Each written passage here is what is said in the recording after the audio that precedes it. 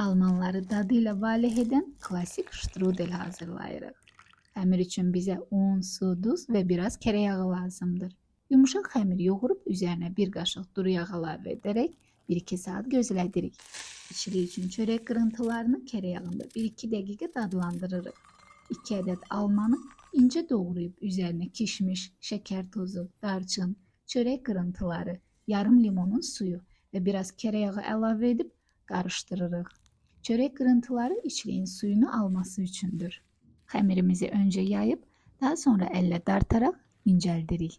Üzərini yağlayıb, kənar qalın qatlarını kəsib götürürük. İçliyimizi yerləşdirib rulet formasında bükürük. Sobada üzəri qızarana qədər bişiririk. Ən sonda üzərinə şəkər pudrası və dondurma əlavə edib nuş edirik.